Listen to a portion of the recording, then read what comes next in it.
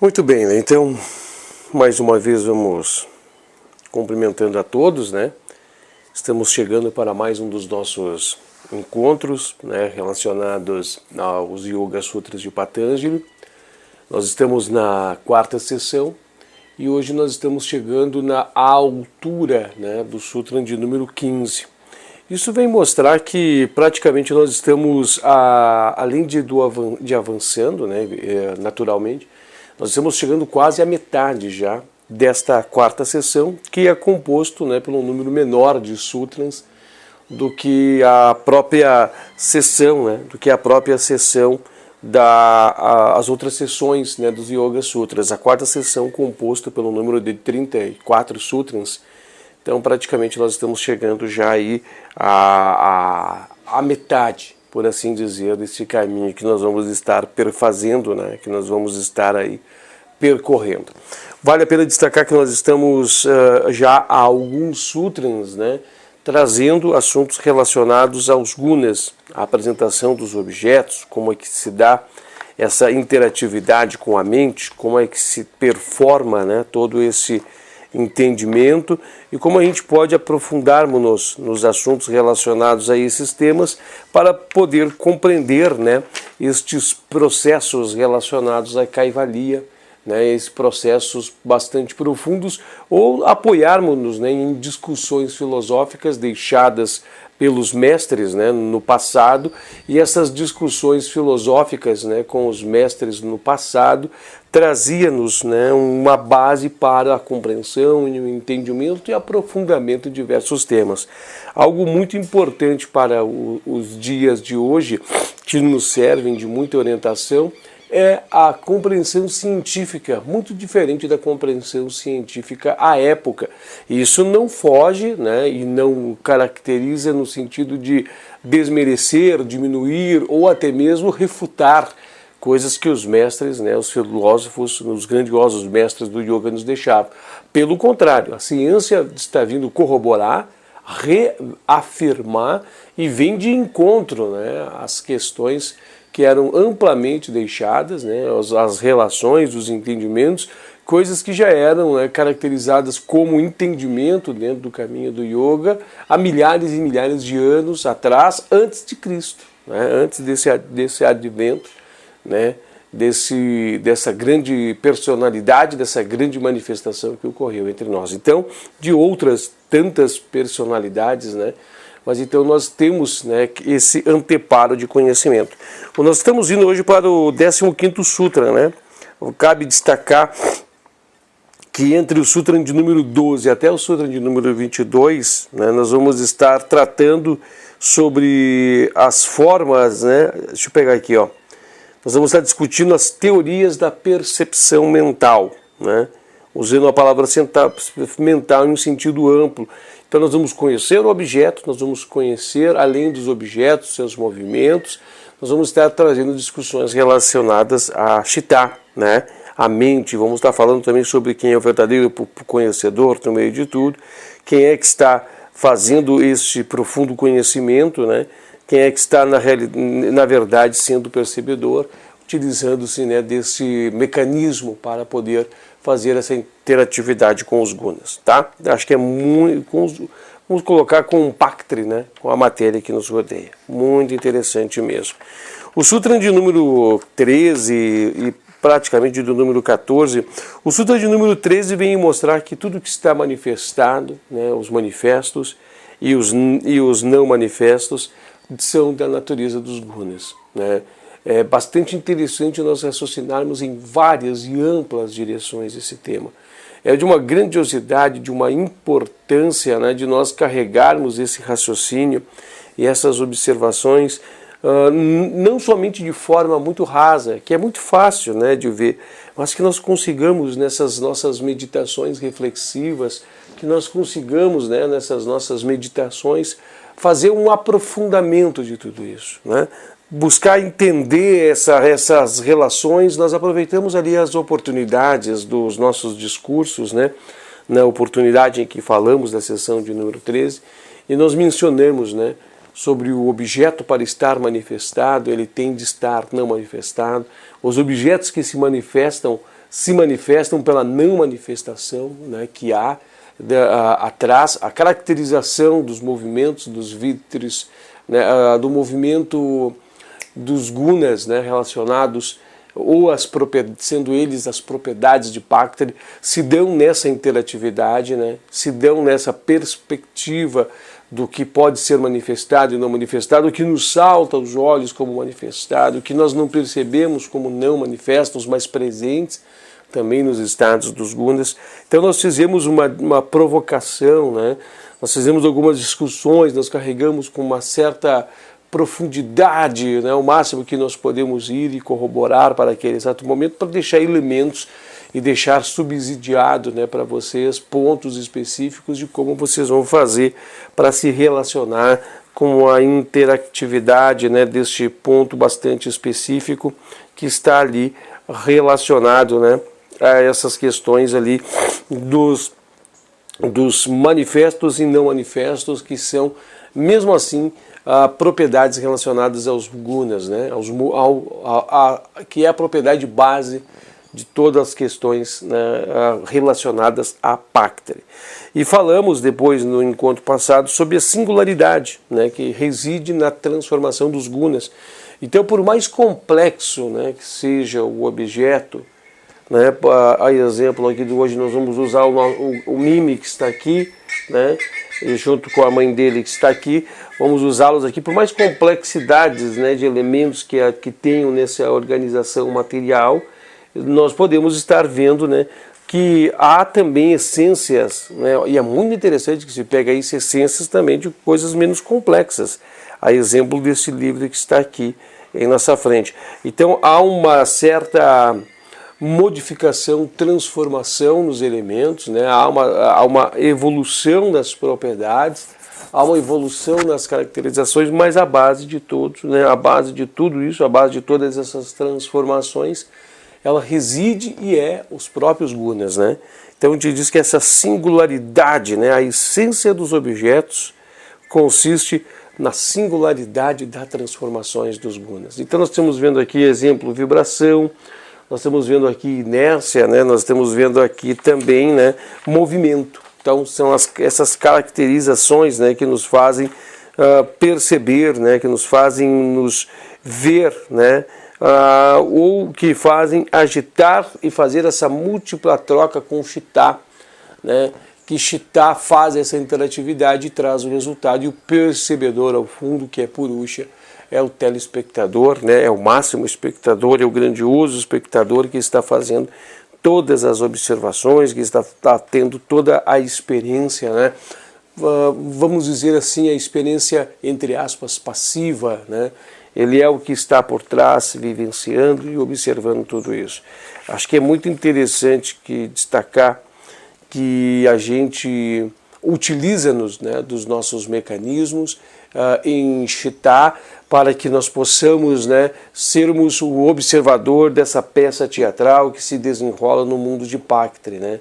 Então nós somos esses elementos, nós estamos aqui vivenciando, e é interessante algumas observações a título de diálogo apenas, mas que venha somar para este momento que nós estamos aqui deliberando, que toda vez, né, que nós estamos observando um fenômeno, toda vez que acontece um fenômeno, uma situação ao nosso corpo, um ato fenomenal, alguma situação, nós falamos eu, né, nós, minha, né, nós temos essas relações de entendimentos, mas na realidade, né, o Purusha que está atrás, ele está de espectador, e esses antepares, esses elementos que nós utilizamos, meus olhos, meus braços, minhas mãos, são nada mais do que mecanismos apenas, né, que servem para essas interatividade.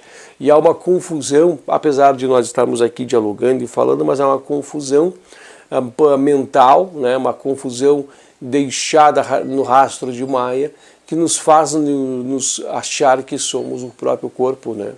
E aí nós entramos na dualidade, né, e saímos em defesa de toda essa estrutura e entramos então nos clashes, né, aqueles fatos que nós já narramos e destacamos também dentro da unidade 2, e fizemos uma ligação com tudo isso, o senso de viver, né, força relacionada então à árvore, né, ao tronco dos kleshas, que vem finalizar pelo não entendimento, né, não compreensão do que nós estamos realmente vivendo, né, e de quem realmente somos no meio de tudo isso.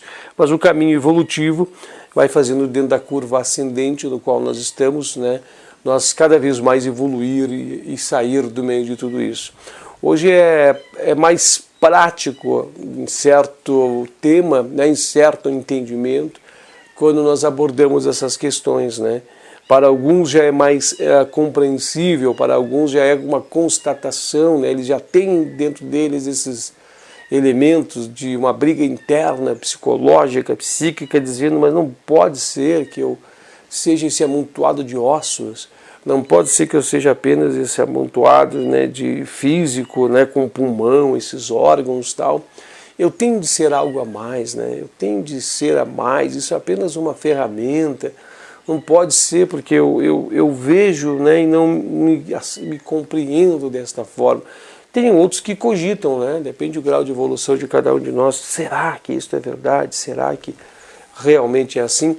Mas tem alguns que a vida passa de uma certa forma, não vamos dizer batido, mas sem essas discussões, sem essas percepções, mas não significa que está deslocado, né, da evolução. Todos nós encontramos-nos dentro do determinado processo evolutivo, todos nós estamos, né, dentro do processo. Estejamos conscientes do processo ou não estejamos conscientes do processo, todos nós estamos fazendo este caminho, né, estamos fazendo essa condutância, estamos fazendo essa direcionabilidade dentro do processo da jornada, né,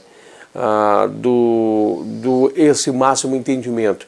Eu costumo muitas vezes aqui destacando, dizendo, e não é à toa que digo isso, que a vida inteira é yoga, né? A vida é o yoga, o caminho da vida é uma jornada do yoga, a vida em si já é o yoga, yoga é a vida, e estejando nós conscientes ou não de tudo isso, nós estamos dentro, né, do yoga da vida, né, desse caminho da união, desse caminho da busca, né, desse caminho do máximo entendimento. Puxando agora um pouco mais para o sutra que nós vamos estar vendo hoje, é uma leitura também muito simples, é apenas praticamente uma folha de rosto, né, e nós vamos estar fazendo, né, todo um mergulho, toda uma leitura daqui a um pouco mais distantes, mas a gente vai trazer alguns elementos. Olha o título do Sutra, né? Acho que é muito interessante destacar o título do Sutra. É o 15º Sutra da 4ª seção, que diz assim: o objeto sendo o mesmo, a diferença entre os dois, o objeto e sua cognição, é devido aos caminhos separados das mentes. Eu já vou destacar para vocês isso, tá? Tenho muito explícito para nós entendermos o que aqui quer nos propor. Tenha muito explícito essa citação do Sutra 14, 14º Sutra anterior que nós já falamos, né? A essência do objeto consiste na singularidade da transformação dos gunas, né? Então, o que quer nos apontar o Sutra 14º Sutra na relação de entendimento com o 15º Sutra? Que todos os objetos, eles residem na singularidade dos 3 gunas: o movimento, né? O movimento, a inércia e a vibração, tá? Então, todos os objetos, desde os mais complexos até os menos complexos, né? Até objetos que aparentemente estão estacionados, parados, né? A gente olha aqui e dá uma sensação que são objetos inertes, imóveis, até mesmo objetos móveis, né? Então todos esses objetos, hoje eles estão com frio, por isso que eles estão se aninhando aí.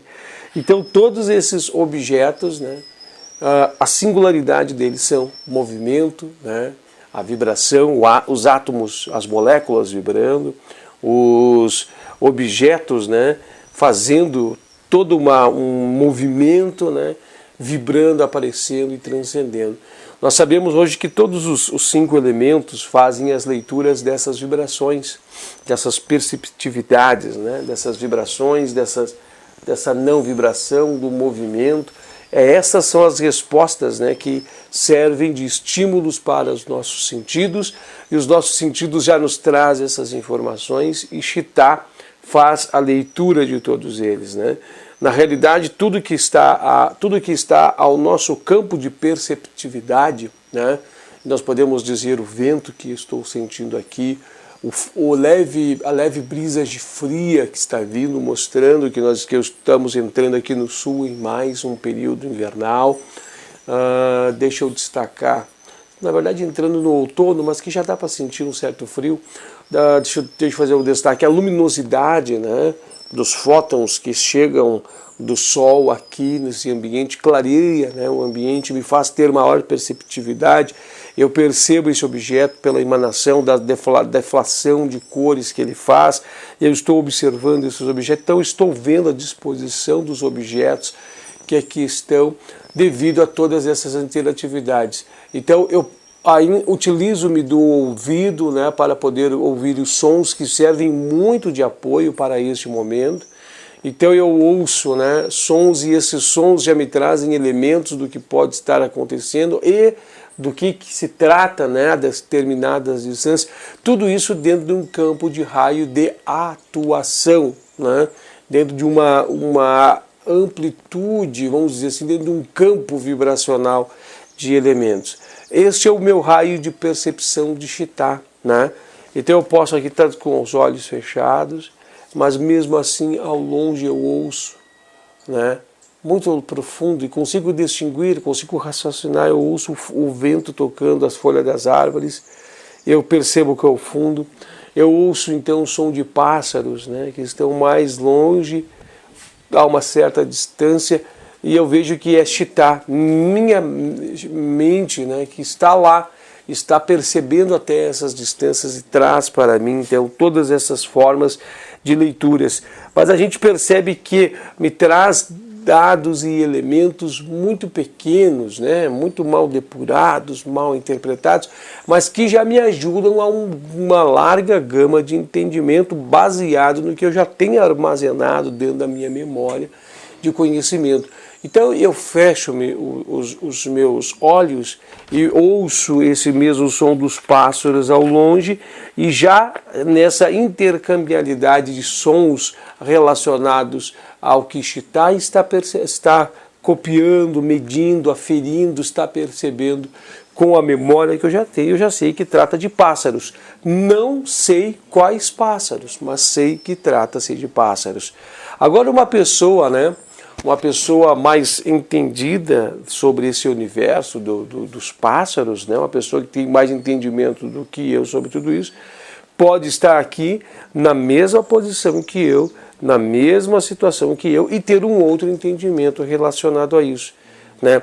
Inclusive, eu estando aqui e outra pessoa estando do lado, ambos de nós recebendo os mesmos estímulos, teremos respostas diferentes, porque cada Chitá também, né, dentro da sua posição, recebe um determinado número de estímulos.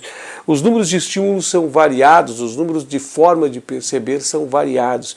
Inclusive, a reflexão do Sutra vai um pouco mais além do que eu quero dizer. Ela vai dizendo que os objetos apresentam-se, né, apesar de toda essa singularidade, apresentam-se de formas diferentes para as mentes, para Chitá. Então nós podemos estar aqui, né, nesse ponto, e um mesmíssimo eu, né, uma duplicidade minha, com todas as caracterizações, nível de entendimento, né, nível de compreensão, filosofia, tudo tal, sentado ao lado.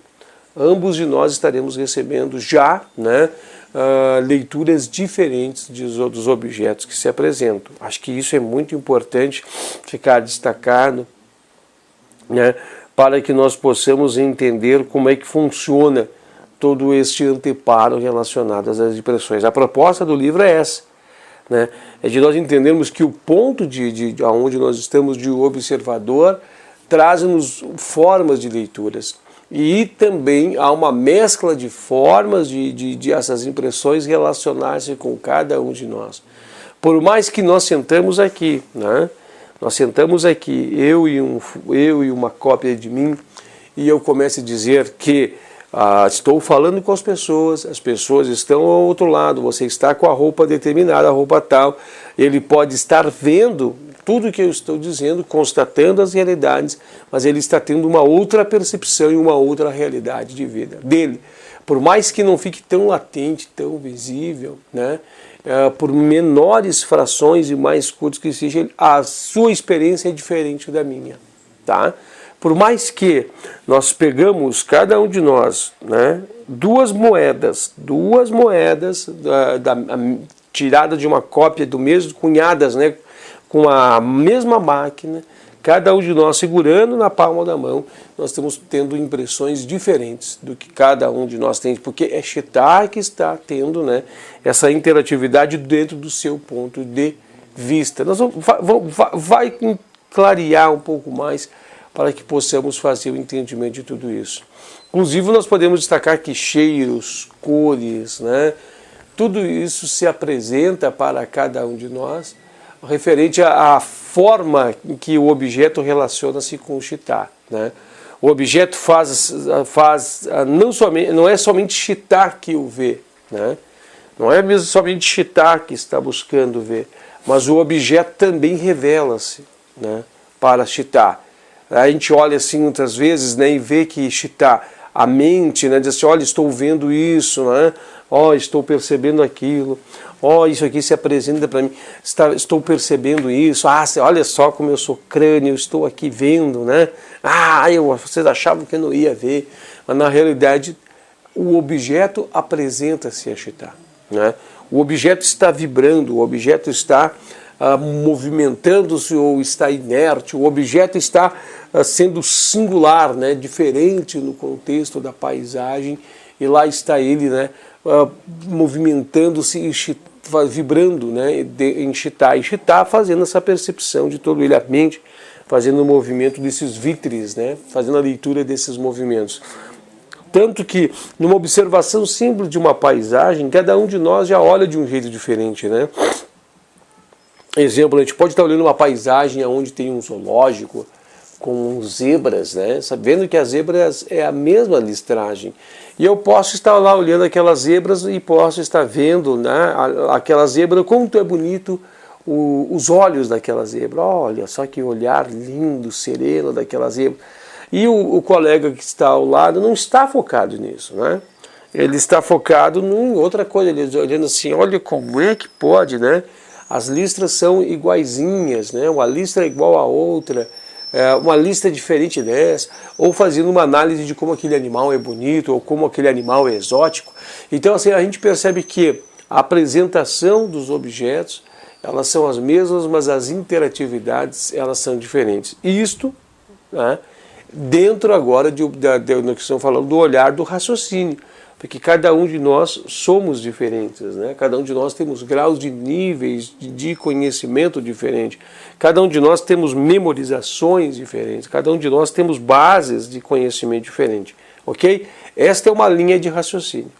Agora, a linha de raciocínio que o Sutram também quer despertar, e eu acredito ser esta mais visível, é que mesmo duas Chitas, duas mentes, estando ali fazendo as observações dos objetos que ali estão em um determinado grau, em um determinado ponto, mais profundo que seja, mais intrínseco esse relacionamento, numa discussão mais filosófica, mais profunda, num entendimento mais depurado, de uma forma mais pura, vamos dizer assim, cada um tem uma forma, cada um está vendo sob o seu ângulo, né? Cada um está vendo sob uma diferença de arranjo do que o outro está vendo.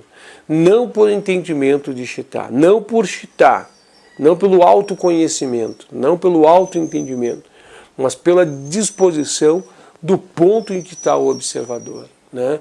Do ponto que está o observador, o objeto apresenta-se de uma forma diferente. O objeto, né, no entendimento mais profundo, ele é diferente do objeto que estamos vendo, né? Diz que quando nós conseguimos A única maneira de se conhecer um objeto de verdade, nós já sabemos, né? Inclusive aqui nesse sutra vai estar salientando isso, que a única forma de nós conhecermos um objeto é parando a mente. Quando a gente para a mente, o objeto brilha, né?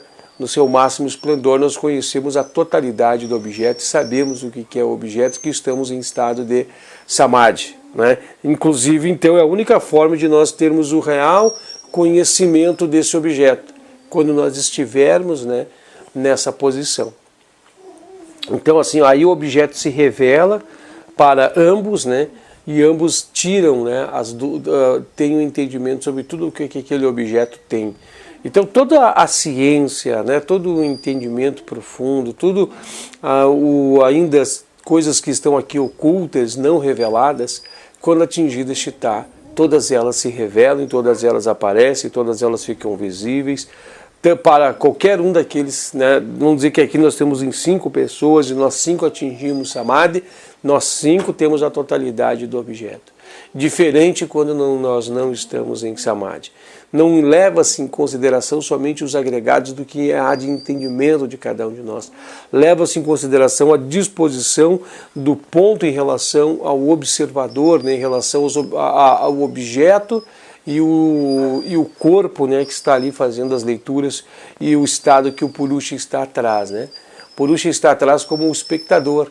E depende dessa forma dessas leituras, né? Depende dos corpos para que tenha a leitura. E cada um terá uma leitura de uma forma diferente, porque o objeto está em um ângulo diferente para cada uma daquelas mentes, de cada um de Chitta. Então, por mais pequeno que seja, por mais depurado que seja, por mais profundo que seja todas essas questões, né? Por mais profunda e pequeníssima que elas forem, haverá uma diferença. Lá no âmago da profundidade, então, essa diferença se faz. É isso que o Sutra, né? É isso que o Sutra quer dizer. Inclusive o 16º Sutra vem falar uma coisa muito importante, né? Que nessa interatividade entre os objetos e a mente, o objeto não depende da mente para ser o objeto. Isso aqui é muito... Eu não vou entrar nesse assunto agora, mas ele tem uma profundidade muito explícita para poder utilizarmos de entendimento do 15º Sutra. Né? É interessante entender, então, que o objeto é por si só. Apesar de que quando nós estamos apenas extraindo um pouquinho, né? Pouquinho que for, porque é a Chitta que está extraindo, está sendo a força de percepção, ela extrai o que ela pode extrair de percepção naquele objeto, né? Mas o objeto em si, todo o seu potencial, todas as suas características estão ali. E são elas, né? E elas se apresentam aí para ele, tá? Elas estão ali. Nós extraímos então o que o nosso ângulo permite, o pouco que nós temos de interatividade, o pouco que nós temos. Acho que é muito interessante armazenar estas informações, porque agora está sendo apresentado pelos pensamentos de Patanjali para nós a interatividade entre Chitta, né, e também trazendo as interatividades sobre os objetos. Para lá na frente ele vai performar, ele vai unir esses assuntos, essas relações, nós vamos ter diversas bases de entendimento e fazer um fechamento bem bonito em Kaivalya, né, entender esse processo. Guardem todos esses ensinamentos. Meditem que nós estamos a um passo de Kaivalya, nós estamos nas fronteiras de Kaivalya e tentamos imaginar toda a utilidade desses conhecimentos de um modo tão profundo para servir de base para que nós rompemos o último véu, né, o último véu em Atman, e podemos, né, despertarmos-nos desse último véu e mergulhar na realidade, em Kaivalya. Então você para analisar a forma de profundidade, né, de que forma quer se revelar e de que forma quer se apresentar todo o entendimento que aqui está. Então pode ver que nós estamos arranhando muito superficial, né, nós estamos tendo bases muito superficialistas do que aqui está. Mas são essas bases superficialistas que vão nos servir de bases, de sapatas, né, de vigas, de troncos, para que nós possamos fazer a nossa casa em cima. Então nós vamos estar nesse exato momento, nesse momento dessas dualidades, né, entre o que existe, o movimento de gunas que está existindo, caracterizando como um vitre, um movimento para se revelar em um objeto, e o que não existe, né? Nós vamos estar nesse momento, nessas encruzilhadas, e vamos ter que estar entendendo desse jogo.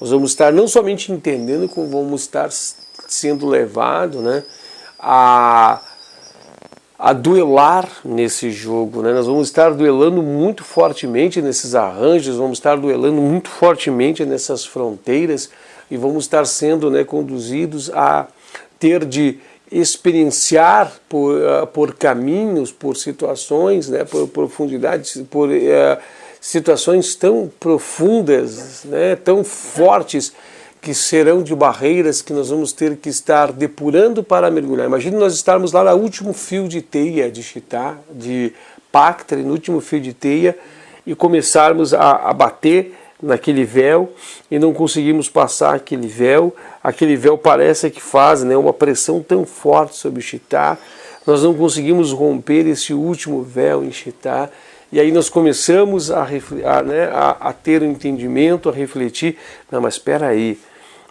aquele objeto não está lá, não, mas espera aí, eu preciso, né, golpear Chitá, preciso transpassar Chitá, porque aquele objeto é assim, é apenas a movimentação, por mais difícil que seja, né, por mais camadas que tenha aquele objeto, eles são apenas estágios dos gunas, singularidade dos gunas, né?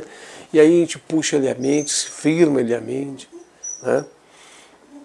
Enche a mente com todo ele, deixa ele, né, ser a única coisa que está na mente, depois a gente mergulha no alvo, por trás, né? A Sampranjñāta Samadhi, lembram de tudo isso na primeira sessão, nas primeiras discussões que nós tivemos sobre Samadhi, né? E aí você mira o alvo, joga a mente no vazio, transpassa, né? Mergulha profundamente, né? Sobre tudo isso. Lembram de tudo isso, né? Acho que isso é algo que está não só aí nos vídeos, mas está tudo relacionado aí para que nós possamos ter entendimento. Então utilizamos de tudo isso. E isso vai ser necessário naquele momento, né? Não só para aquele momento, mas vamos dizer assim, este momento que vamos ser de verdade testados ao campo de prova, este momento que nós vamos estar sendo projetado a esse entendimento, este mergulho que nós vamos estar fazendo, né? Que nós vamos estar sendo jogados, vamos dizer assim, conduzidos, né? Levados, né, para essa encruzilhada. Isso servirá de uma base de um entendimento tão profundo, gente. Isso, vocês vão dizendo assim, meu Deus, eu não acreditava que algo tão superficial, tão aparentemente simplista, tão aparentemente básico, tão aparentemente assim, sem base, sem fundamento, sem qualificação nenhuma, eu julgava aquilo ser tão pequeno. E aí você vai recorrer de novo ao ensinamento que nós não temos um mestre presente, mas nós temos um mestre vivo, mas não temos um mestre presente físico, mas o mestre é vivo em nós, e esse mestre, né, você vai lá se apoiar nos raciocínios deixados, alguns entendimentos deixados um e outro, e aí você vai dizer, achei, é isso mesmo, né? O entendimento está aqui. Então, aí você vai novamente adentrar e vai conseguir chegar ao estágio, né? Então, cada um de nós, dentro de suas buscas, vai estar buscando dentro do seu próprio estágio, né? Vai estar buscando dentro do seu próprio entendimento, né? E é interessante de nós vermos como é que se dá essa interatividade entre Pactri, né, Chitá e Purusha. Então acho que é interessante de ver tudo isso, né, interessante de nós termos profundas amarras de entendimento. É muito bom termos essa discussão, termos essa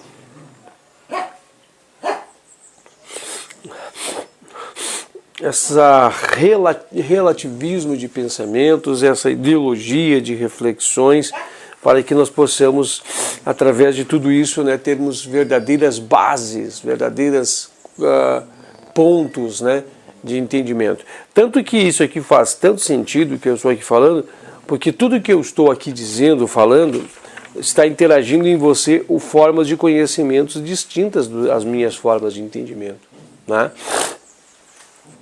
Talvez através de uma palavra, eu querendo dizer de uma forma, você entenderá de outra forma, e essa forma que você vai entender, muito mais profunda, muito mais assertiva do que eu realmente estou aqui dizendo da mesma forma e palavra que eu quero dizer. Até inclusive uma coisa muito interessante isso, que quando a gente mergulha no caminho do yoga, até mesmo o entendimento das palavras nos mudam, né? A gente já passa a pegar a profundidade do que o termo, uma simples palavra quer dizer, a gente possa a entender a profundidade do que ela quer nos apresentar, né? A gente passa a ver, a sentir, vamos dizer assim, né? A profundidade das palavras, né? E até mesmo a depurar o entendimento que nós tínhamos acerca de determinada palavra. Tu vai dizer assim, meu Deus, eu não entendi que essa tal palavra ela quer dizer algo tão profundo, que essa palavra quer falar, né, de algo tão forte, tão importante, né? Então acho que é, de certa forma, também interessante de refletir tudo isso, né? Porque isso aqui serve para uma ampla depuração do nosso entendimento. Mas enfim, vamos voltar aqui para nossa discussão, para o nosso Sutra. Até nos é permitido um pouco mais de tempo para poder deliberar e debater tudo isso. É permitido um pouco mais de tempo para essas experienciações, porque o Sutra em si, ele é de certa forma fácil de entender, é apenas uma folha de rosto, né? E nós vamos entrar um pouco mais nessa leitura. Ai, me assustei, desculpa. O cachorro derrubou, o cachorro, um dos cães que tem aqui no nosso terreno, derrubou uma plataforma, fez um barulho e me assustou. Bum, me assustou. Mas tudo bem, não sei se saiu na câmera, não sei se pegou o áudio, mas foi o suficiente para o alerta do corpo, né, sair do seu estado normal. Vamos lá então. Quarta sessão, 15º Sutra, que diz assim, ó, o objeto sendo o mesmo, meditem, o objeto sendo o mesmo, a diferença entre os dois, o objeto e a cognição, é devido aos caminhos separados das mentes. Olha que profundo, né? O objeto é o mesmo, mas a diferença entre os dois, o objeto e a cognição, a gente já vê que é uma, né? Cada um de nós já tem uma forma de cognição. Só que aqui está falando da cognição em seu último estágio, a observação normal, né? O observação. Cognição não no entendimento, né? Não no que eu entendo, não do que eu compreendo, mas essa cognição no sentido do perceber o objeto.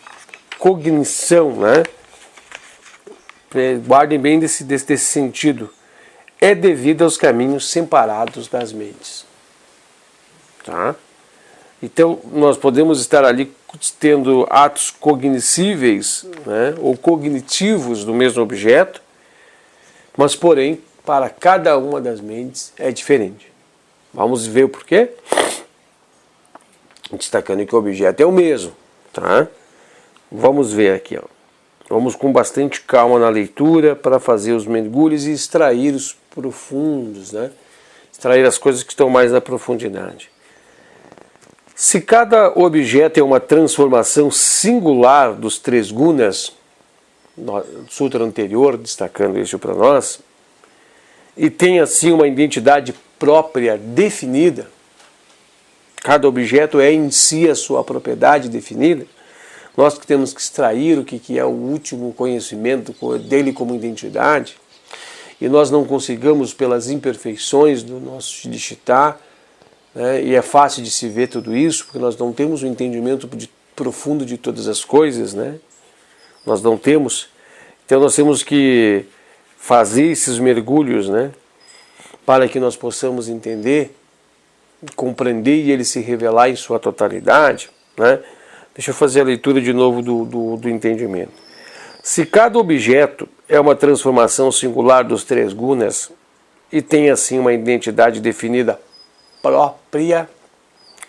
Então, por que parece diferente para mentes diferentes? Interessante, né? Vamos entender o porquê, então. Aqui fala assim, ó. É uma questão de experiência comum, a de que duas mentes não veem o mesmo objeto de igual modo, tá? Então aqui nós já fomos no raciocínio raso, nós já fomos no raciocínio profundo, nós já analisamos sobre alguns ângulos, alguns aspectos, já não é mais algo que a gente não compreendeu até aqui. Olha aqui que vem atestar a leitura de Taimni, né? Taimni vem nos expor que há sempre uma diferença do ponto de vista de conexão, embora o objeto seja o mesmo. Tá? Então a gente pode analisar se o objeto é o mesmo, aonde é que está a diferença. Aqui está dizendo, há sempre uma diferença do ponto de vista de cognição, embora o objeto seja o mesmo. Então nós estamos vendo que o arranjo está em Chitta, né? Ou pelo menos é o que está caracterizado até então nesse entendimento. O arranjo aqui tem que estar... Não estou afirmando, tá, gente? Eu estou gerando problematização de dúvida para poder refletir. Então o objeto é ele, por si só. Por sua natureza, né? Por suas propriedades, por seus... É ele. Mas aqui está dizendo, do ponto de vista há uma diferença do ponto de vista da cognição. Então a diferença tem que estar em Chitta, né? Se há que é a diferença, tem de estar em Chitta. É o ponto de onde está Chitta, que fala, né? Devido aos caminhos separados das mentes. Isso é tão interessante de ver para nós vermos quanto Maya age em nós, né? Quanto a ilusão age em nós. Nós podemos estar aqui, né, discutindo a razão sobre o nosso olhar de percepção, e nenhum de nós está com a razão, porque a gente não tem, só quem está em Samadhi pode estar com a razão sobre o objeto, né? A razão, o entendimento profundo todo, só quem está atingindo o Samadhi pode estar. Então a gente vê que a gente fica muitas vezes discutindo sobre situações. É bem estranho, né? E complexo. A razão para esta diferença, como ressaltado nesse sutra, está no fato de que as mentes que percebem o objeto, ó, viu, Chitta? Que as mentes que percebem o objeto encontram-se em condições diferentes e assim, naturalmente, obtêm impressões diferentes do mesmo objeto. Aqui está escrito, obtém diferentes impressões do mesmo objeto, mas é a mesma coisa, né? Vamos fazer a leitura de novo? Há sempre uma diferença do ponto de vista da cognição, embora o objeto seja o mesmo. A razão para essa diferença, como resultado nesse sutra, está no fato de que as mentes que percebem o objeto encontram-se em condições diferentes e assim, naturalmente, obtêm diferentes impressões do mesmo objeto. Então, olha que interessante, aonde é que estão as alterações? Nas mentes, né? Mas aqui não podemos confundir que aqui não está falando nível de entendimento. Não está dizendo assim, porque eu entendo mais que você, eu estou tendo mais experiência que você, eu entendo mais que você, eu estou extraindo mais daquele objeto do que você. Não é essa forma que o Sutra quer nos fazer. Não é isso que o Sutra quer nos dizer. Ele quer nos dizer que a relação da posição das mentes com a relação da disposição de onde está o objeto, já há diferenças, porque os caminhos são separados. É isso que quer nos apontar. É isso que vai se revelar logo mais adiante como o entendimento. É isso que vai se apresentar logo mais ali, para que nós possamos ter o entendimento, tá? Não, aqui não dá, desculpa, tá? Hoje não dá. Vamos lá, vamos seguir a leitura. Quando um corpo vibrante atinge outro corpo vibrante, o resultado do impacto depende da condição de ambos os corpos no momento do impacto. Que filosofia profunda, né? Quando um corpo vibrante atinge outro corpo vibrante, o resultado do impacto depende da condição de ambos os corpos no momento do impacto. Vibrações se sobrepujando a vibrações atingindo-nos, os nossos sentidos, vibrando-nos chitta.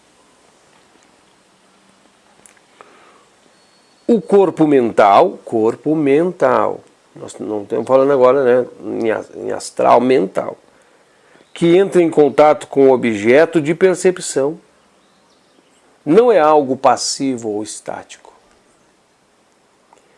É vibrante de todas as maneiras e, portanto, tem de modificar cada impressão recebida por seu próprio padrão de vibração. Nossa, que ensinamento aqui, tchê. Falei uma linguagem bem popular aqui do sul, né? Falei tchê. Mas significa cara, né? Você, pessoa, né? Ele, com quem estamos relacionando em conversa, né? Tá, então aqui, vamos vir aqui. Então o corpo mental, nós, em essência, estamos vibrando. Somos vibração, né? Mas o objeto também vibra. Então, nessa batida dessas vibrações, há uma relação de troca entre o percebedor e o percebido. E aqui diz que é vibrante de todas as maneiras e, portanto, tem de modificar cada impressão recebida por seu próprio padrão de vibração. Então, ou seja, eu estou, né, adequando as vibrações do objeto às vibrações de chitta, que está vibrando, está absorvendo as vibrações que tem ali para me trazer a leitura do que eu estou percebendo, né? E fazer a leitura dessa vibração. Claro que eu vejo o símbolo do objeto, mas para me chitta, para mim é só vibração, né? Tá entendendo? Não esqueçam disso. O meu cérebro, né, chitta, corrige e me dá um desenho de uma imagem, né, que se faz dentro de mim. Eu olho para fora, mas na verdade está dentro de mim. É uma ilusão, é maia, está dentro de mim. Né? Eu digo assim, tá lá. Não, na verdade, chitta projetou um entendimento para mim aqui dentro e me cria uma ilusão, apresenta como se estivesse separado, mas na verdade a imagem está dentro de mim. Tomara que agora não tenha confundido a mente de ninguém. Mas já disse isso diversas vezes, né? O mundo que está fora, o que está aqui sendo copiado por minha mente, está vibrando dentro de mim. Apesar da projeção me jogar e mostrar que está fora, distante, na verdade está dentro de mim. Né? Não entendo disso, eu já falei várias vezes aqui em sutras isso, está dentro de mim. Né? Exemplo aqui, ó. Eu olho esse objeto. Tá bom? Eu estou olhando o objeto. Na realidade, essa vivência, ela está dentro de mim. E chitta está fazendo a relação entre chitta e a disposição que está aqui. O cérebro projeta para mim, mostrando-me que é uma imagem de parece que algo está afastado. Mas tudo se dá dentro de mim.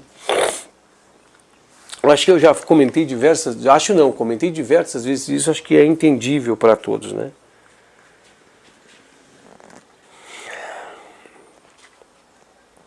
Vamos de novo aqui. O corpo mental que entra em contato com o objeto de percepção não é algo passivo ou estático. Também está vibrando, né? É vibrante de todas as maneiras e, portanto, tem de modificar cada impressão recebida por seu próprio padrão de vibração. Por consequente, não é possível obter uma verdadeira impressão do objeto, enquanto a própria mente não está livre dos seus víteres. Se eu estou sobrepondo com vibração, estou modificando essas vibrações, então eu não tenho uma leitura exata, a não ser quando eu paro a mente em samadhi. É o que vai mostrar aqui. A impressão criada dependerá da condição da mente receptora. Ou seja, cada mente é uma mente. Cada chitta tem suas vibrações. Cada vibrações sobrepõe com as suas vibrações e modificará então as vibrações do objeto. Tendencionará uma mudança, né, de leituras. A impressão criada dependerá das condições da mente receptora.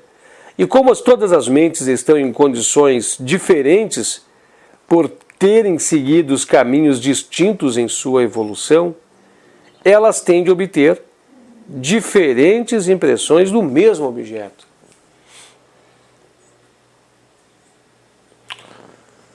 Essa evolução, será que é evolução de saber, evolução de entendimento ou o processo evolutivo de alargamento em espiritualidade? Deve ser nesse sentido, né? O estudante deve estar atento à distinção entre corpo e mente que vibra e a mente em que os víteres são produzidos por essas vibrações. Interessante esse raciocínio, acho que já ficou bem aberto, né? E bem entendido. Nós devemos estar atento a isso. As vibrações, a nossa chitta está vibrando, né? Ela vibra, essa vibração sobrepõe as vibrações dos objetos, aqui nos faz as leituras, ela está buscando, só que aí que reside, né, a deflação do entendimento do objeto. Para o meu entendimento que isso é maia, isso é ilusão, o objeto em si é ele não vai se modificar. Mas chitta pode estar modificando, né, até o entendimento do objeto que ela está vendo por causa dessas vibrações, né. Em determinado grau mais profundo, por mais que o objeto eu posso 12 pessoas ver o mesmo objeto, num grau mais profundo nós podemos enxergar as distorções de ilusões, né? Não, compadre, um exemplo aqui, você está vendo coisa errada, não, está ali, ó. Não, mas eu estou vendo aqui, está assim, ó. E aí fica isso. Mas claro, nós estamos falando de um ponto mais profundo já.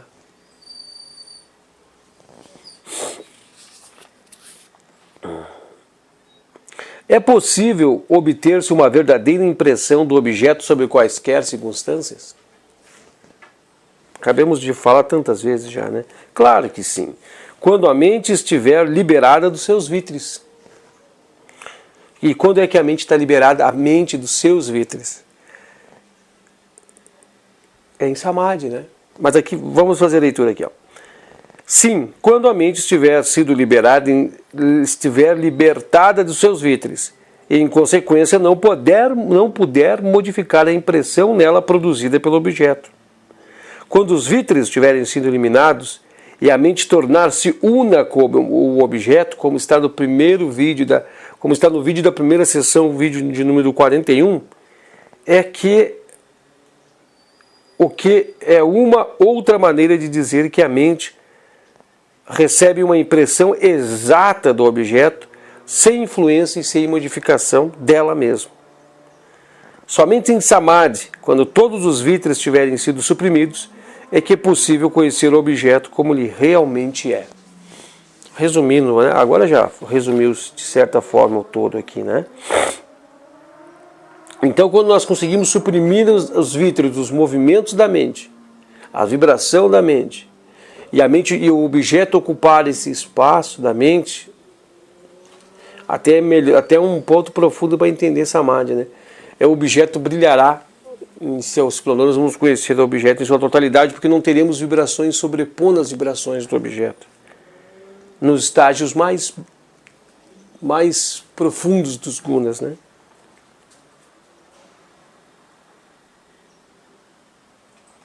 Interessantíssimo, né?